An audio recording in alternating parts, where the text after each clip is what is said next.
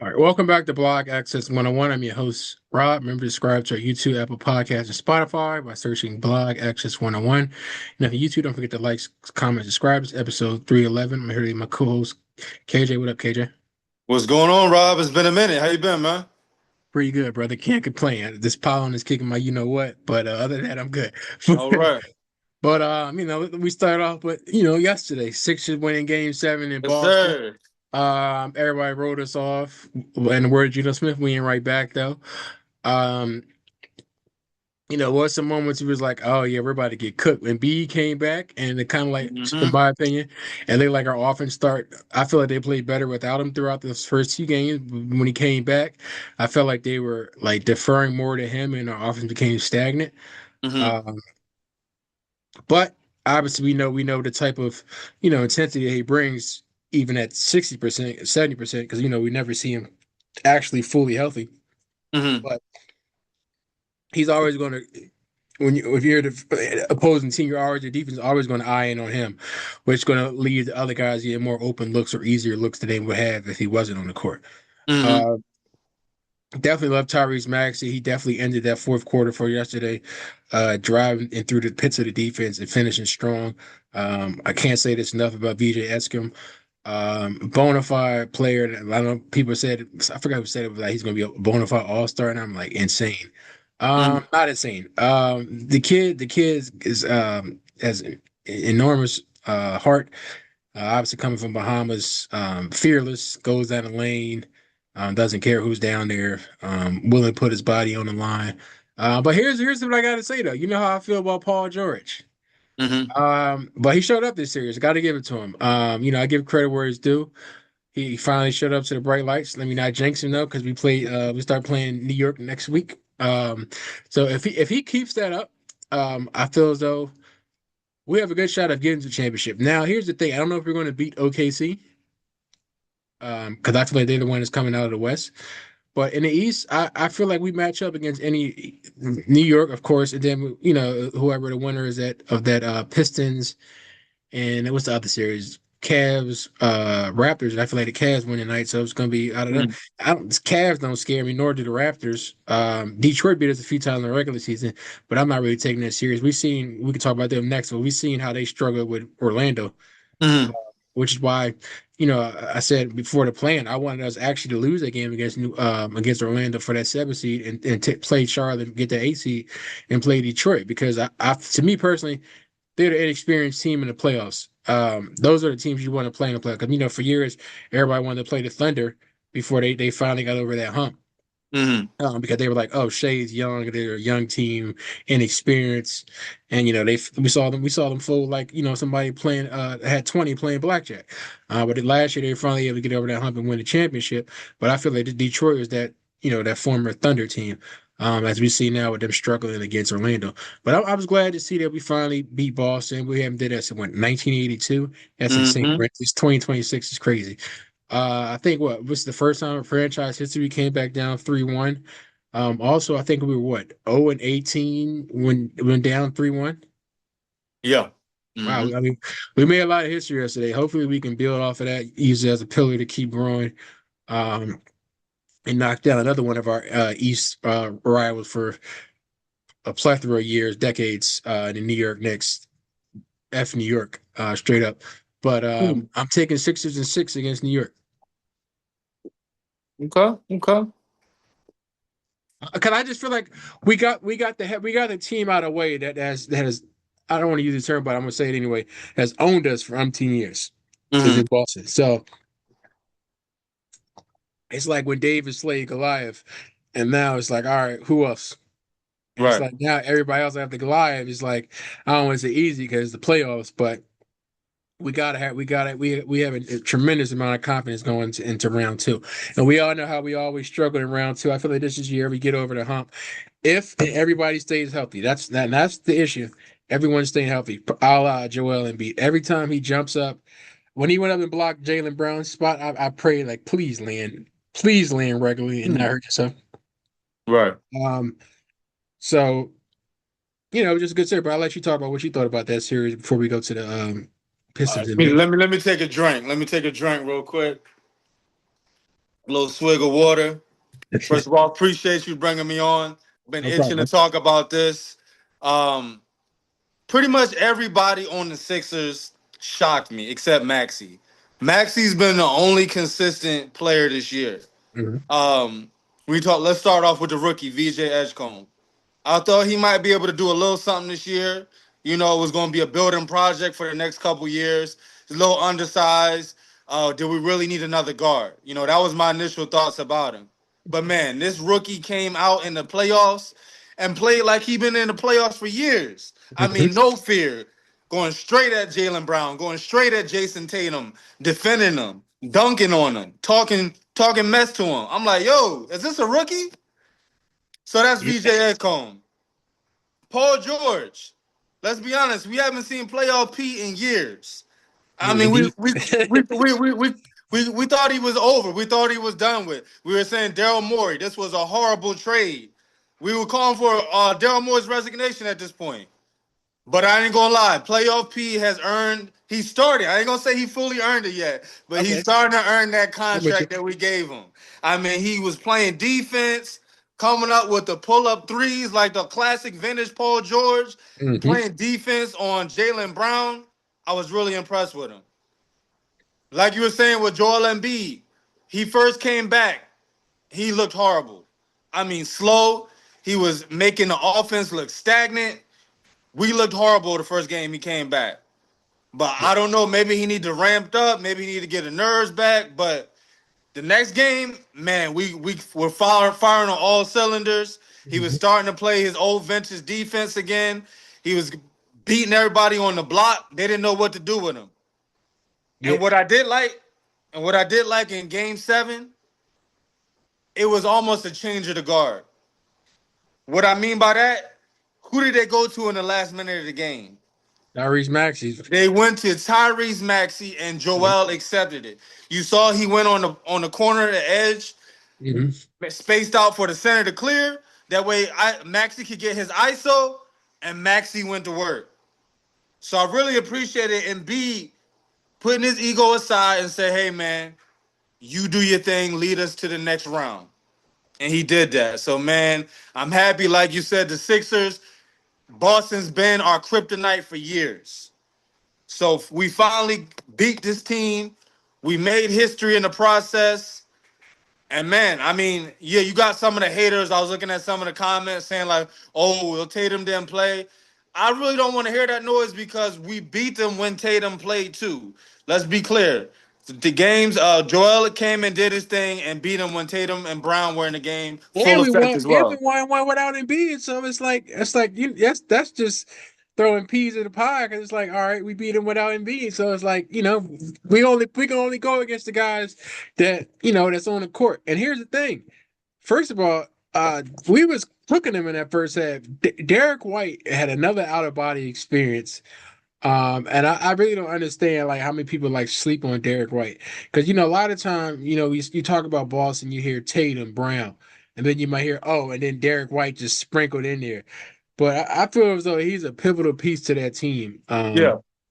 With 26 points yesterday, and they were playing with guys that I wouldn't pick to play with me in a YMCA rec league, let alone an NBA team like the kid Gonzalez, and they were they're just like I told you, like we was like, oh, Tate, I was like, hey, I'm not, getting too excited. They're a scrappy team because they played without him throughout most of the season, so they ready to play Mm-hmm. without him. So it wasn't like oh wow, this is a new thing. So which I feel like made their team stronger. But man, I was just glad we finally beat Boston.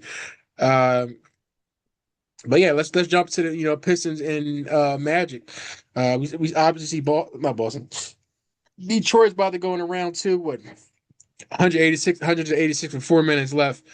This is Orlando's fault. They had every opportunity to win this series. Game six, where they was up 24, cut it to 11 in the third, and they just let the took their foot off the gas in the fourth quarter Mm-hmm. in game six.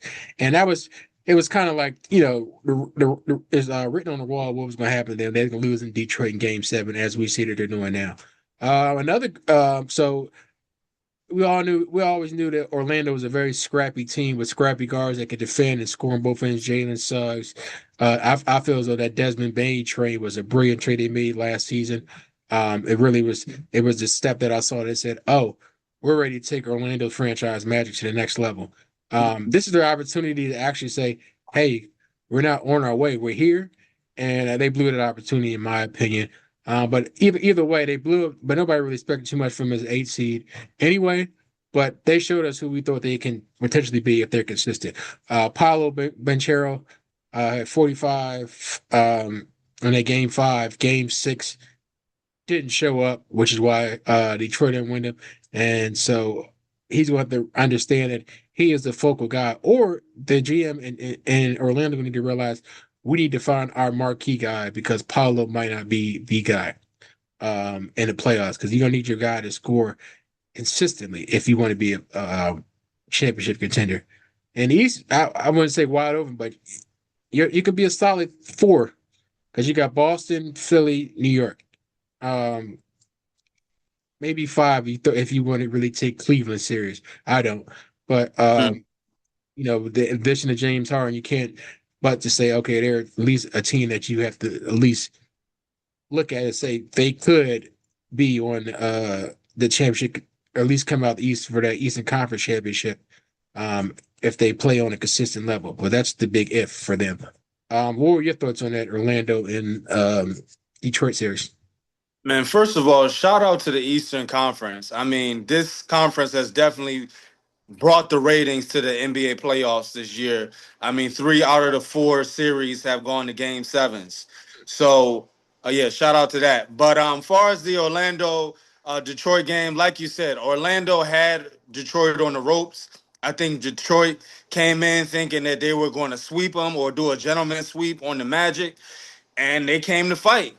But they came to fight early on in the series and then let their foot off the gas.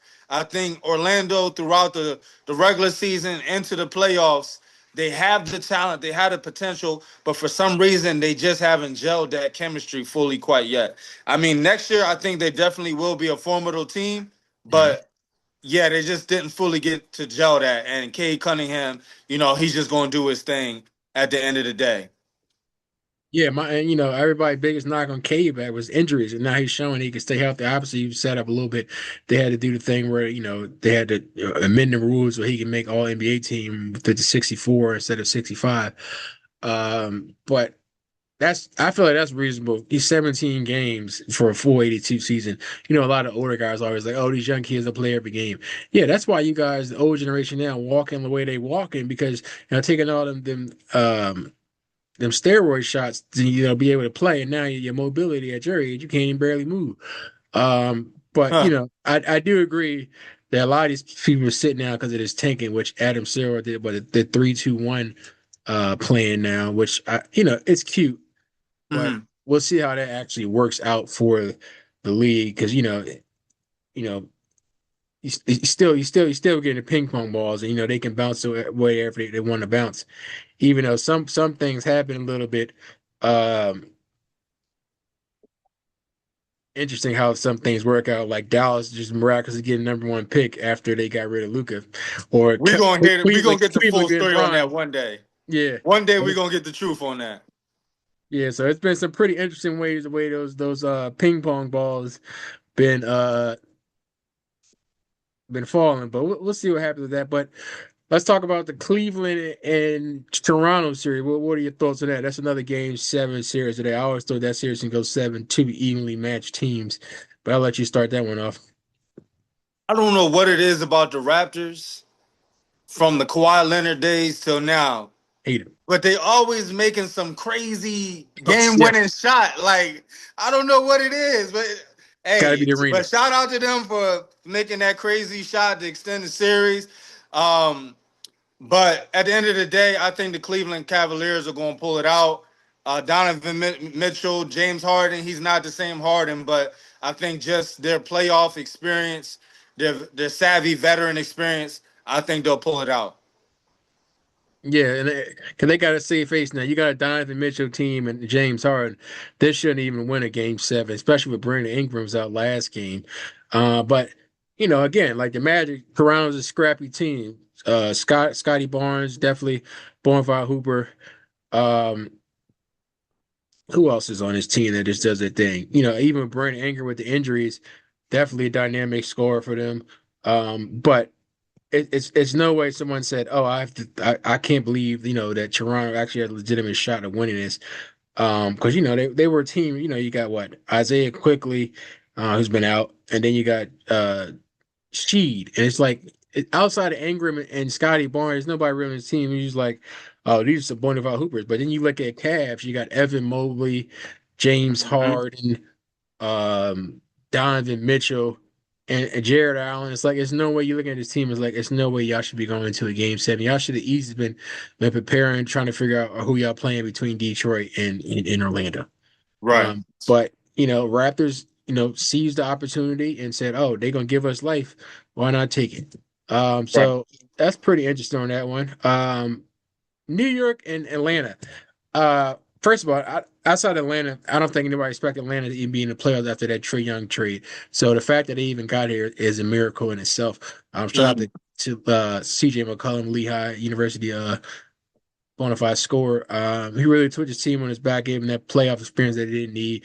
But this franchise this season the playoffs just playing with borrowed money, and they utilized it perfectly. They got the dog stuff beat out of them. The last game when they was down by 50. It was like 79-22 in the second quarter. I was like, wow. Craziness. Yeah, it's like Boozy told Jalen Brunson, you owe me some sense. Because Hmm. it's like, man, you come out there to see, okay, this Hawks team doing something, and get cooked like that is on national television is wow. But nobody really expected to be there. But even nobody definitely expected you to lose by 50 in a playoff game. So Yeah. I mean, I Knicks think game was they over. said they were up by 60 at one point, but it ended Mhm. at 50. I mean, yeah, my homie, he's from Atlanta. I told him, hey, if you're a professional NBA team and you lose by more than 40 something points, y'all need to go to G League for retraining in the summer. I mean, Straight up. their team they got a lot of young guys. I love Jalen Johnson. I feel like I'm happy that Kuminga was able to get out of Golden State. I feel like this revived his career to give him opportunity. He's been desperately wanting to be a marquee player for a team. So, um, but Dyson Daniels is a bona fide defender and I would say a great three category player that Mhm. just came out of the woodworks from last season until now. So we see he's building that consistency. Then you got Nikhil Alexander Walker that's come from um, Minnesota last year and showing why Atlanta went and gave him big money. A lot of people were shocked by it, but you can't be shocked now. They saw the proof was in the pudding. What he averaged 20 a game this year. Mhm. And it obviously wasn't good that when he played with Minnesota. You got Jaden McDaniels over there, then you got Ant Edwards, Dante DiVincenzo. It's too many guards over there. Mhm. So he finally got the opportunity to be him, and he showed why Atlanta paid that contract. But I feel like they're an up and up franchise to come for years to come. Young guys, great nucleus. I'm Mhm. curious to see if they're going to sign back CJ McCollum because he's an older guy, but I feel as though you want to have a veteran presence like him on your team. Then you got what Porzingis over there as well. So we'll see how that goes. I want to touch on what you said earlier. You said the Sixers was going to win in six against the Knicks. Hmm. I think that's a good assessment. If we healthy, I What got to add that in there. But yeah, you said if what? If Embiid is stay healthy. healthy? Yeah, no, if we all stay healthy, Okay. the whole entire Um, team, but definitely beat. no, I think that's a good assessment. I mean, a lot of people are going to be like, all right, what's going to be different than the last time they played him? Oh, I I'd say think that Paul George. Paul George also, I think the Celtics was the perfect opponent for us to face in the first round to prep us for New York. Why do I say that? Jalen Brunson's style is very comparable to Jalen Brown's or even Jason Tatum's. They're Mhm. masters at drawing contact. And you could see throughout the series that we played the Celtics, Mhm. Tyrese Maxey, Paul George, Kelly Oubre, whoever was guarding them, even Joel Embiid on down the block, they learned how to defend without being drawn into that contact. You know Mhm. what I'm saying? So now they prep for the style that Jalen Brunson is going to bring. And I think with that, if we can slow down Jalen Brunson with the firepower we got, with the defense we got a hell of a shot. Yeah, and I always say like I said the biggest knock to New York, in my opinion, was always your best player is what, a 6'1", 6'2" guard. You're not going to win a championship ever with your main person being a 6'2", 6'1" guard. I'm a Villanova guy. I love Jalen Brunson, but obviously the only guard we've seen that was 6'2" and under. They say Steph Curry is 6'3". I don't think it's 6'3", but and Steph Curry, he's always an outlier to that. But the way he shoots is out of this world. Jalen Brunson doesn't have that luxury to shoot that Right, way right, well yeah. as Steph Curry. He drives to the basket a lot. That's not going to win you a championship. I always said if you want to win a championship, you got to, of course, have a dominant big. But in this era, I feel like you got to have your marquee player got to be 6'8", around that 6'8", 6'10" range, and then bona fide score. As we saw with Boston, they have two of them, which makes them good. Then you have Jamal Murray's not 6'8", but he's 6'6". Then you got Joker, well, how they won that championship. 7 foot walking triple double. But a lot of these times you see, and then you got Shea 6'6". But it's like you don't have any, like I'm saying, there's nobody 6'2" and under that's winning you a championship. You got to have that big body player on your team and get it done. Um, Mhm. Even if it's a guard, you got to be I say 6'8", 6'9", but I guess you can go with a 6'6" as well. Because I named two that's why those teams won those championships over those years. But yeah, 6'1", 6'2" range, and that's your starter, that's your main guy. Yeah, good luck to you winning a championship with that. So what do you think about Carl Anthony Towns? You think he's going to be a force in Um, this series?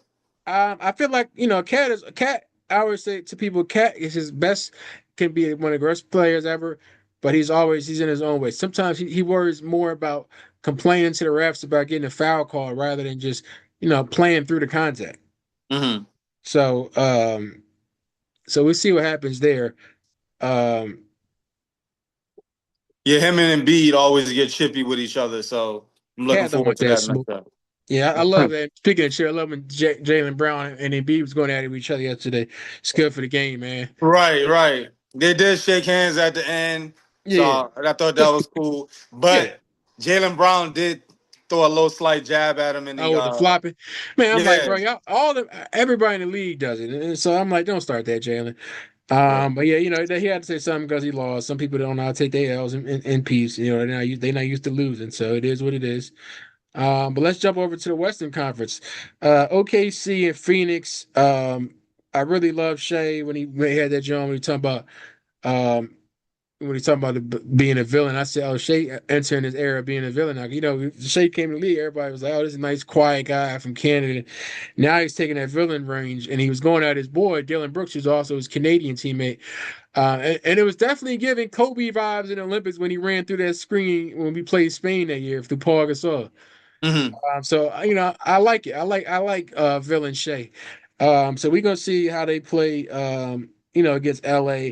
I personally think that series goes 6 with the Thunder. I'm just giving the Lakers 2 because Bron gonna have an out of body experience one of these games. Hmm. Uh, Austin Reeves, of course, is back. It could go 7 if somehow Luka finds his way to magically appear through injury recovery. But if they are, they'll it would definitely be a 7 game series. So I got OKC Thunder at 6. But what were your thoughts on that Thunder and Phoenix series? And also, what do you have between the Lakers and Thunder for the second round? I mean, man, you couldn't ask for a better performance from the Thunder in the opening round. You Hmm. know, they swept their opponent and they ready to move to the next round. I mean, you can't really ask for a better performance than that. So far as going into the against the Lakers, Hmm. I agree with you. Yeah, Bron's not going to allow them to sweep. It's just not going to happen. Um, so maybe a gentleman's sweep, but I realistically see it going 6-7. Yeah, I see it going 6-7. I see Lakers getting one at home and maybe one on the road, but it'll definitely go 6-7. Okay. Let's go to the next series. Who was it? With 4-5. Who was that? Oh, well, we already talked about LA, but yeah, Lakers and Houston. Let's talk about KD.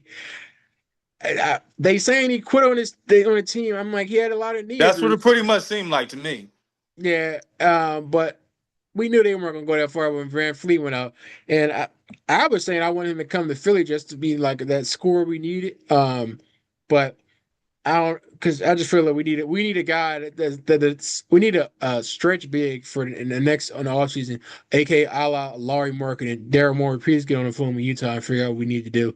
You know they desperate for draft picks. Um, I mean obviously Laurie is injury prone, but when has that ever stopped us from getting players that's injury prone? Um, Either him or Michael Porter. We need a guy a stretch big that can go out there and guard those bigs on the perimeter so Embiid doesn't have to do anymore. Because as we saw yesterday, he doesn't hedge these screens for whatever. I don't know if that's from the surgery to why he's not going up too far because you don't want to, mess anything up. But you're it's almost at the point now the guard is playing 2-on-1 on the screen and he's trying to go under it, and that's a bad recipe for disaster because that's a wide open three for Boston, which we know they love to shoot threes. Luckily, they weren't hitting yesterday, but in this New York series, we cannot do that. Um, Mm. cannot go under screens; they're going to kill us. Um, so that's why I said this year in the offseason we need to get a stretch big either in the draft or I much rather do the trade, or maybe we get one in the draft as well. Nothing wrong with having your cake, eating it too. But we definitely need to stretch big. I feel like that's our Achilles heel. We don't have a kind of person that can guard the perimeter. So we'll see what happens there. You don't like But Bona? he's not a stretch big. I mean, he's just like another big, like another Embiid. I guess Yeah, you and we can't. Drummond's been shooting three. He's not. He you don't want him out there on the island himself. right. Um, He was so feeling himself this series with the threes. I ain't oh gonna man, yeah, lie. he added that to his arsenal, man, and I respect it though, because we know back in the day, Drummond was a 2020 machine. I don't think some people know like how good of a career Drummond was having in Detroit. Like he was Yeah, having Hall of Drummond used Fame to be numbers the early. face of Detroit. Yeah, he was having Hall of Fame numbers early on. I mean, obviously he couldn't shoot free throw, to save his life, but he had a lot of 2020 games. Yeah, Lots of people, this new generation probably think Andre Drummond's a bum, but our generation knows exactly. Yeah, it's not. Drummond used to be that dude in Detroit back in the day. Him and Embiid used to actually have a lot of battles. Yeah, yeah, definitely. So it was good we get him. I'm glad he implemented, added something else to his, to his repertoire, because obviously he's not that same dynamic big. He still get those rebounds and stuff, but he's not that dominant as he was. So he added the three ball, keep him in the league. So shout out to him. But yeah, I feel as though I don't want to say KD cheated, or not cheated, quit on his team with the injuries, but it's always some injuries with KD. But Houston just got the short end of the stick to that, losing to LA. Um, I mean, honestly, mhm. I don't know how else you can look at it. I mean, he's supposed to be KD, and they went out like that for the series. Like you can look at the Timberwolves. Yeah, they had injuries too, Mm. but they still showed up, right? Definitely got You to talk know? about that series because wow. And Edwards goes down, and DiVincenzo. I seen the pop Achilles live. That was crazy how that happened. Um, but it's like it's crazy because it's just we always hear this all the time. Athletes do the same thing, and then some freak accident happen, and they get injured. And if that ain't the truth with DiVincenzo, running for a loose ball, and you just pop your Achilles running for it, that's crazy. Yeah. But get well soon, DiVincenzo, another Villanova guy. But yeah, as you talked about her, Timberwolves winning without. Denver, somebody might be getting fired because it's no way you have a Jamal Murray, a Jokic on your team, Aaron Gordon, and you lose to a Minnesota team without Ant Edwards and DiVincenzo. Nah, They had a somebody got third to get injury too, fired. right? It was another. It was a third superstar that went down too, right? Or was those the Nah, two main guys? I think of those are the two guys. Okay, but yeah, But yeah, you guys supposed to come, even though y'all was down what 3-1 at the time. Y'all was supposed to come back and win that. But yeah, it's somebody gotta get fired, man. you think they're going to blow up? I mean, obviously they're not going to let Joker go, but do you think they trade Jamal Murray I this think they trade offseason? Aaron Gordon. Aaron Gordon. Yeah. Okay. That's why I don't think you can't split up your two nucleus. I think what they need to realize is they should have never got rid of Michael Porter Jr. Mm, They thought, oh, we don't need him. We got Jokic, and clearly you do because he can defend and he can score the ball. Which is why I wanted the Sixers to go after him, but he's over there in Brooklyn, saying he loves it out there because he's the main option now. But it's like, Do you want to win too or not? Right. But so yeah, that was a pretty interesting story. Well, they're gonna play now. Uh, Minnesota plays San Antonio. I think Ann Arbor at minimum 2 weeks, or they're gonna examine in 2 weeks. I got the Spurs in five. I don't. Shout out to Minnesota. Minnesota pulling off against Denver, but the Spurs is a different team. We got Castle, De'Aaron Fox, Wemby, Mhm. um, Harper. Who else? I was in Keldon Johnson just won 6 million a year. Their team's too deep. You can't. I didn't think they would. But I never like I said they would have gave him a run for their money with Ann Edwards and DiVincenzo. But even then, I would probably put Spurs in six at best seven. But now without them, it's Spurs in five. Mhm. Uh, Julius Randle's your number one option. It's not looking good for me. That's why New York traded him. So good season to them. They had a good fight. Now you just moved back a few spots in the draft. Yeah. Congratulations. What are your thoughts on this series? No, I agree. I mean, it all depends on the comeback of Anthony Edwards. They said it's like you said, it's about another week or so. Um, I've been hearing rumblings he's trying to gear up to come back game three. But I mean, it all depend on what's going on as far as the series and everything like that. But I just don't see how they have a shot. I mean, who's going to stop Wimby? That's the main person I'm thinking about. They just don't have the firepower with their 2-star guys going down. So Yeah, it's a wrap for them boys. Um, but yeah, I just don't think it was a good run for them. But we know we're going to that last game. Who did we miss? We did 2-7, 3-6, 4. Did we give our predictions for the Pistons and who do you got winning at Toronto and Cleveland game tonight? Toronto. Oh yeah. I said the Cavaliers. I think the Cavaliers going to pull it out. I think with this do or die game here, the experience that they got on the Cavaliers is going to come through. Okay. Who you got in that second round between Detroit and Cavs? That's going to be a good one. I think that's going to go to game six or game seven. Um, Honestly, it could be a toss up with that one. I don't see anybody, either team having like a clear advantage Mm. just because I think in this next round, I think James Harden is going to fade off a little bit. No disrespect to James Harden, but Hey, game sevens he fade off and look where we're in. right. So if I had to, if you had to make me answer, I say probably Detroit. I say probably Detroit. I'm gonna go with the younger team, and they're riding the hot hand right now. So I'm gonna go with Detroit, and they have fresher legs. So Yeah. But back to the 3-2-1. Now we got team with the lottery pick, only getting two balls because they're trying to no Diddy. They're trying to cut down on teams just tanking. So what are your thoughts on that? This 3-2-1 lottery proposal. I saw a brief article about it that Adam Silver was trying to combat the tanking. Could you explain for me and the viewers like what exactly it fully entails and everything like that? Yeah, so basically he's tired of Utah specifically. We're just gonna call him out. Utah, Memphis, and all them just like and Sacramento Kings, because that franchise is abysmal. That's purposely trying to lose to get these players a la AJ I forgot to say his last name, but from BYU. Um so basically they opened it up now where you got 16 teams now from the 14. I think the 14. I think I might have got that mixed up with the three balls. I think the team that's lottery still gets three balls, and then was the spots 4 through 10 say three. Then you got team at the bottom, blah blah blah. Okay, so the bottom team will have bottom four will have two, 4 through 10 will have three, and then you got the 14 through 16 that has the lottery ball as well, and you add two extra teams. So what they're trying to do is just try to get teams from stop purposely tanking. I don't think it's really gonna Mhm. work because teams still gonna tank. You're gonna just have to at that point just rig the system and pick a team that was like 15 and they get the number one pick for people to be like, all right, let's stop tanking because you know, even with the, but here's the thing: we've been doing the ping pong ball for umpteen years, and teams are still taking it. So what? You take a ball away or add a ball, take a ball away, they still have a good opportunity to get it.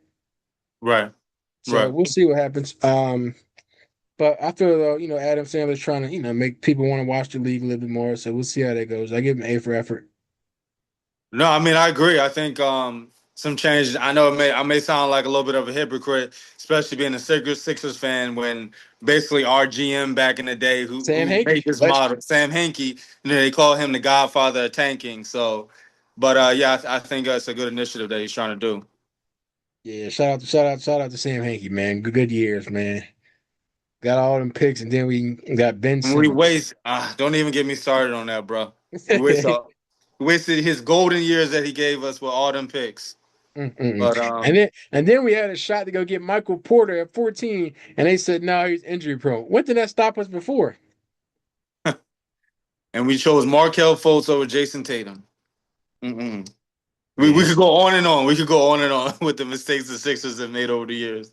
yeah. So they basically just trying to lower the odds for the team that's been tanking on purpose. But we'll see how that works out for them. I feel like it might probably get approved. We'll see how it goes. But yeah, man. Did you want to add anything else? WNBA season starts next Friday. Okay, WNBA okay. signed my girl Natasha Cloud. Do you want to add anything now? Hey, shout out to the WNBA. Sixers game starts on Monday, so Can't wait, we're brother. gearing up for that. And yeah, go Sixers, man. Appreciate you having me on. No problem, man. I see you. And we got our WNBA draft tonight, so wish me luck, brother. Oh, All before right, I get bro. off, let me. Because Yes, sir. you gotta do fantasy football one year, man. You and Brenton be ducking smoke. I got you, bro. I'm gonna Yeah, do that soon enough. I went and got I had the first three, like I had three picks in the first round. I had got Jordan Tyson, the speedy wide receiver from Arizona State that went to the Saints at 4. But I was like, because Mendoza was there, Fernando Mendoza, and I'm just like, yo, I know they probably gonna sit him for a while for like the first 4 or 5 weeks with Kirk Cousins, but I'm Mhm. like, yo, this is a dynasty league. He's definitely the future of the for the Raiders. So I went and got him at pick 11 in the 14-man league. I said, oh yeah, they're tripping. Then I went and got our tight end Eli Stowers, who's I feel like is going to be if we don't sign back Goddard, he's definitely going to be our tight end one, not this season Mhm. coming up, but next season. Or Grant is going to be gone, and he's going to be that tight end. You know, we like to run that two tight end set anyway. So Mhm. it's a great pick. So I got another pick at third round and the fourth round. So wait on that. I'm about to hit a rod to see if he trying to trade so I can go get Nicholas Singleton from the Titans who played for Penn State. So, Okay. but yeah, man, All right. appreciate you Shout out coming to the on, brother. draft, man. No doubt, Oh, bro. no, Catch bro. you All next time, man. right, man. Peace. All right.